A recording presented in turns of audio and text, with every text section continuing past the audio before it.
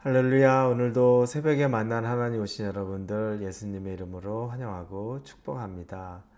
같이 기도하겠습니다. 하나님의 선하심에 감사하고 또 하나님의 인도하심에 감사하고 하나님의 우리를 향한 사랑하심에 감사합니다. 선한 하나님 닮아 우리도 하나님의 성품 선하게 살기를 원하고 하나님에 대한 감사의 마음으로 늘 모든 일에 기뻐하고 감사하게 하시고 하나님의 사랑에 우리도 똑같이 하나님 사랑하고 내 주변에 있는 사람 사랑할 수 있는 그 한 사람 되게 해 주시옵소서. 우리의 성품 가지고 있는 것만으로는 이 일을 할 수가 없습니다. 하나님의 사람처럼 변화되어야 합니다. 바뀌어야 하고 또 새롭게 되어야 합니다. 우리를 그렇게 인도하여 주시옵소서. 감사하고 기대합니다. 예수님의 이름으로 기도합니다. 아멘. 우리에게 주시는 하나님의 말씀은 야고보서 1장입니다.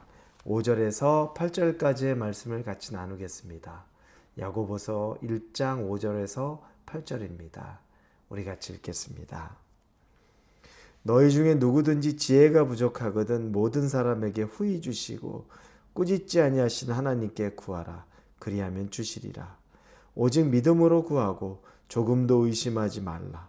의심하는 자는 마치 바람에 밀려 요동하는 바닷물결 같으니 이런 사람은 무엇이든지 주께 얻기를 생각하지 말라. 두 마음을 품어 모든 일에 정함이 없는 자로다. 아멘. 지혜를 말하면 대략 우리가 두 가지 정도 지혜를 얘기할 수 있겠죠. 첫째는 세상적인 지혜 이야기할 수 있습니다. 세상 사람들을 이렇게 가만히 보면 정말 지혜로운 사람들이 많이 있습니다. 어떤 사람은 시대를 잘 압니다.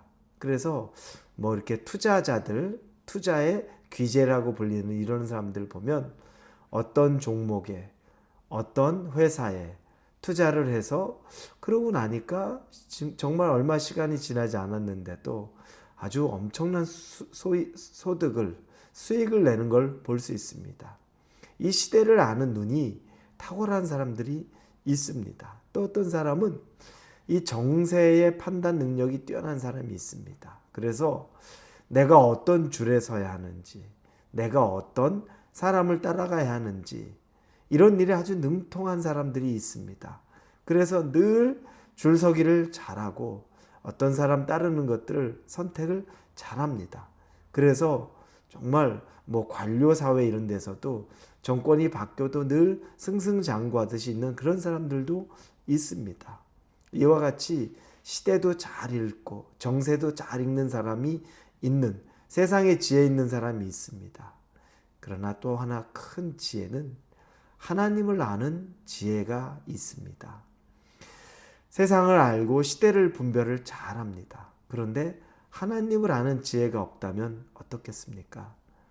하나님 아는 지혜가 없어서 우리의 영혼에 대한 문제도 구원해내지 못하고 내가 마지막에 가야 될 것이 어딘지도 모르고 이 세상에는 똑똑하게 살았다고 하는데 최종적으로 가는 것이 하나님이 준비한 그 선한 아름다운 천국이 아니라면 그 온갖 지혜와 그 지식이 무슨 상관이 있겠습니까? 솔로몬이 그래서 이야기하죠. 하나님을 아는 지식, 그가 많은 세상의 지혜를 가져봤는데 하나님을 아는 지식보다 더 소중한 건 없는 겁니다. 이 지혜에 대해서 오늘 이야기합니다. 이 지혜를 하나님에게 구하면 하나님이 이 지혜를 주신다고 말합니다. 오늘 본문에 5절에 너희 중에 누구든지 지혜가 부족하듯 모든 사람에게 후히 주시고 꾸짖지 아니하신 하나님께 구하라. 그리하면 주시리라. 하나님에게 구하면 하나님이 이 지혜를 주겠다는 겁니다. 왜 그러냐면 우리가 구하는 하나님에 대한 알기를 원하는 이 지혜는 아주 선한 갈망입니다. 하나님은 이런 선한 갈망을 기뻐하죠. 하나님을 알고 싶은 사람에게 당연히 더 보여주기를 원하시죠. 이 선한 갈망에 대해서 하나님이 응답하실 때 째째하게 아주 적은 양으로 하는 게 아니라 후히 주신다고 말합니다. 넘치게 주신다는 겁니다. 우리가 생각한 것보다 더 많이 주실 수 있는 분이 바로 하나님이라는 겁니다. 그러면서 우리에게는 그걸 구하라고 하는데 우리가 구하지 않아서 받지 못하는 것이라고 말합니다. 구하는 것, 기도하라는 겁니다. 하나님에게 간절히 기도하고 구하라고 얘기하는 거죠. 그런데 우리가 꼭 하나 생각해 볼 문제가 있습니다. 구하는 기도도 합니다. 하나님에게 많은 시간 들여 기도하는데 여러분의 기도는 어떤지 한번 생각해 보십시오. 여전히 기도하고 있는데 근심하고 있습니까? 하나님에게 구하고 있으면서 여전히 마음이 불편하고 두렵습니까? 이건 우리가 하나님에게 구하는 것, 기도하는데도 마음이 불편하고 그렇게 많은 시간 기도하고 났는데도 여전히 불안하다면 뭔가 잘못된 것 아니겠습니까? 이 부분에서 하나님이 말하는 건 6절에 오직 믿음으로 구하고 조금도 의심하지 말라. 의심하는 자는 마치 바람에 밀려 요동하는 바다 물결 같으니 라고 말합니다. 기도에 대해 말하죠. 기도 하나님이 들어주시면 좋고 안 들어주시면 그만이고 이런 마음으로 기도하는 것 아니라고 얘기하는 겁니다. 기도할 때 하나님이 기뻐하실 만한 그 믿음을 가지고 기도하라는 겁니다. 기도하고 나서 불안하다는 건 기도하면서 믿음이 없었다는 거죠. 여전히 기도하는데도 두려워한다는 건 여전히 하나님에 대한 믿음이 부족하다는 겁니다. 기도했으면 안심하고 하나님에게 잘 구했으면 두려워하지 않는 것, 이 마음을 가지라고 이야기하는 겁니다. 그렇지 못한 사람의 비유에 대해서 이야기할 때 그 사람은 바람에 밀려 요동하는 바다 물결 같다고 표현합니다. 바람에 밀려 요동하는 바다 물결. 여러분, 이 샌디에고 바닷가, 이 태평양 바다를 보면 얼마나 색깔도 아름답습니까? 정말로 세상 사람들이 다 와서 여기 보면 너무 아름답다. 천혜의 자연이다. 우리도 그렇죠. 비치에 앉아서 바다를 보면 그렇게 바다가 잔잔하게 예쁘고 아름답습니다. 그런데 이 바다에 바람이 조금이라도 불면 순식간에 파도가 일어나고 사납게 변합니다. 우리 마음이 그렇습니다.